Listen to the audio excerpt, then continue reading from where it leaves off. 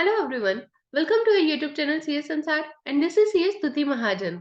As we all know, this is the time for the bank audits and all of we are waiting for the bank audit mails.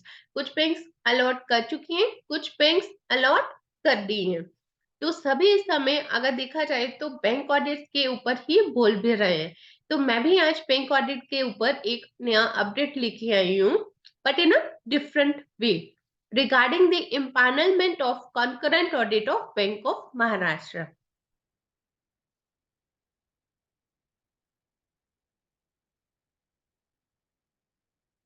It's really a matter of pride that Bank of Maharashtra has sent a mail to the CS Sansar. You can see this. This is the mail they have sent.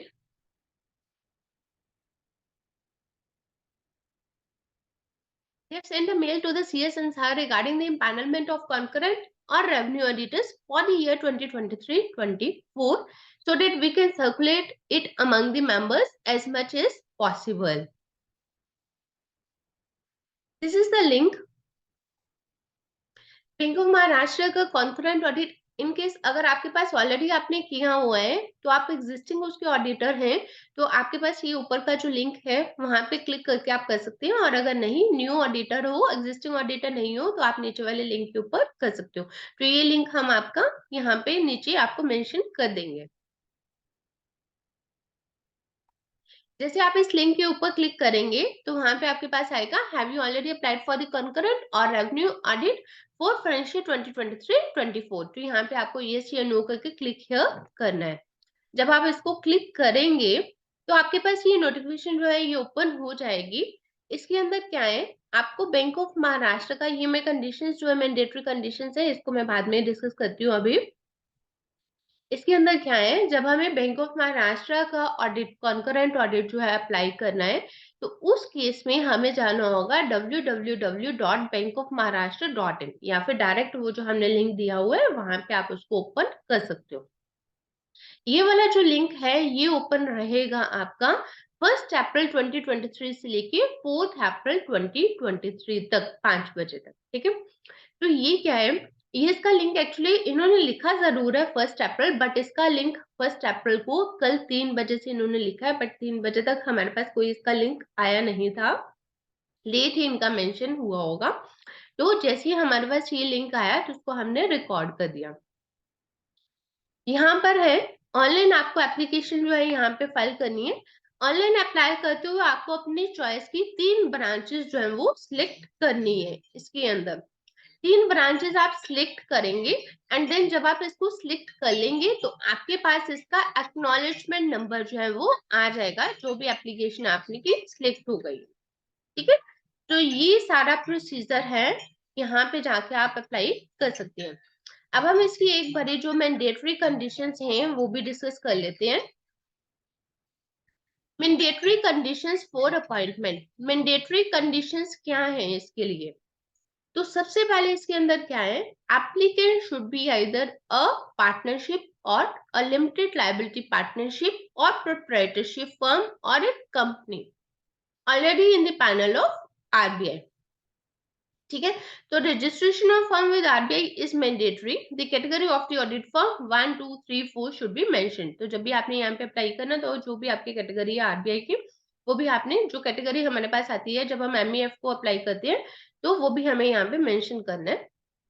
Next उनका क्या है, जो audit firms जो already conduct कर दी हैं, ठीक है, उनको मैक्सिमम 3 इयर्स तक ही मिलेगा और 3 साल के बाद उनकी जो एलिजिबिलिटी है वो नहीं बनती है.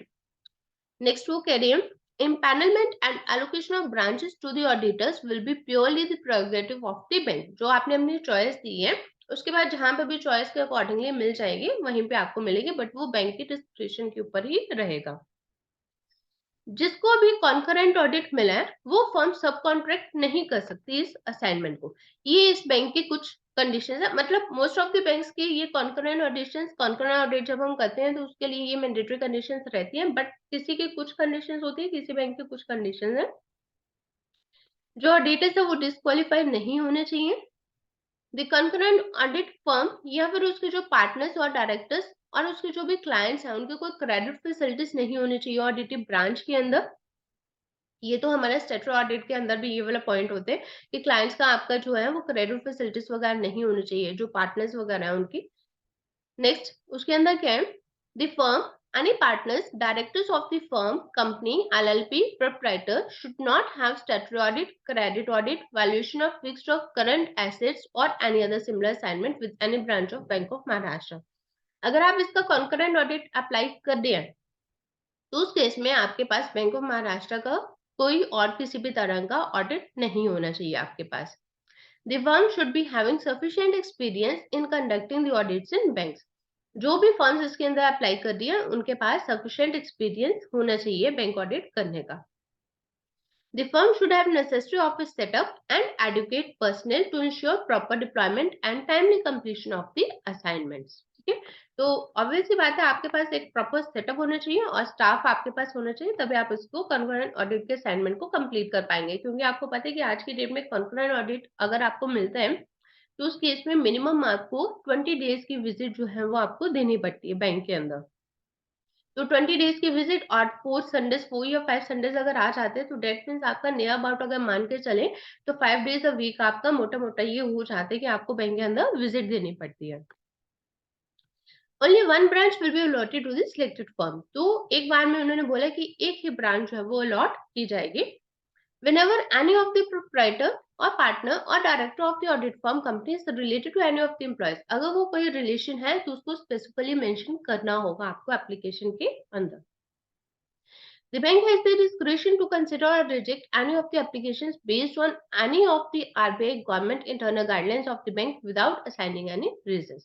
तो बैंक के पास पूरी पावर है कि वो किसी भी तरह के एप्लीकेशन को रिजेक्ट कर सकता है और आपको उसको रीजन देने की कोई नीड नहीं है।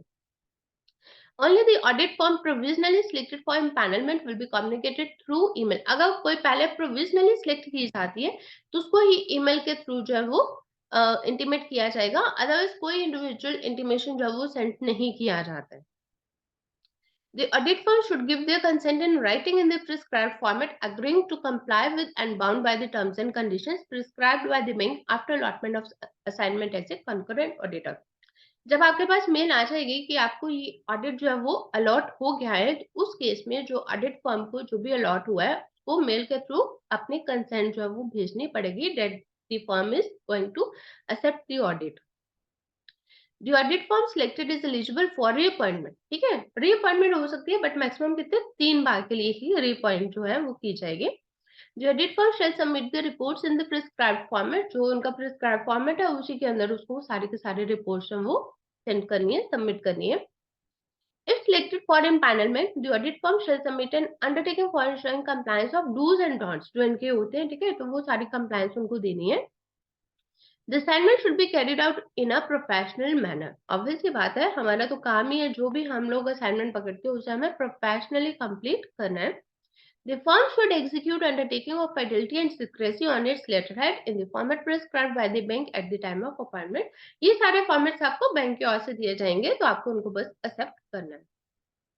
If any partner of a chartered accountant firm is a director on the board of a bank, no partner of the same firm should be appointed as concurrent auditor in the bank।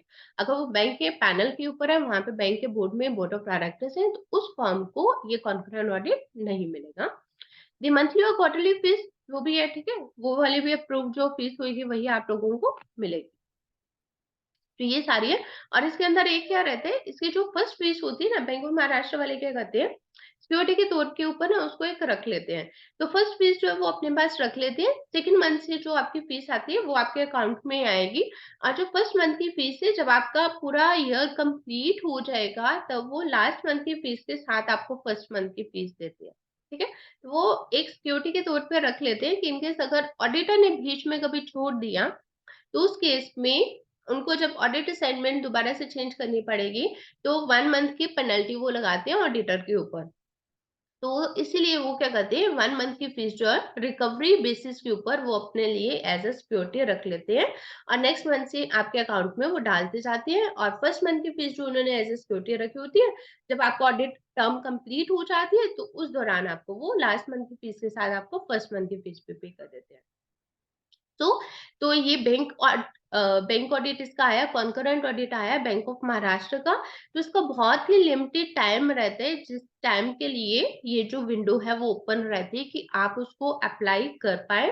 तो bank of Maharashtra वालों ने, क्योंकि उन्होंने CS इंसान को specifically ये भेजा है ताकि हम इसको सर्कुलेट कर पाए amongst the members as much as possible. So this is the time कि आप इसको अप्लाई कर सकते हैं। अगर आपकी एलिजिबिलिटी बन रही है तो आप इसको बैंक ऑडिट को अप्लाई कर सकते हैं।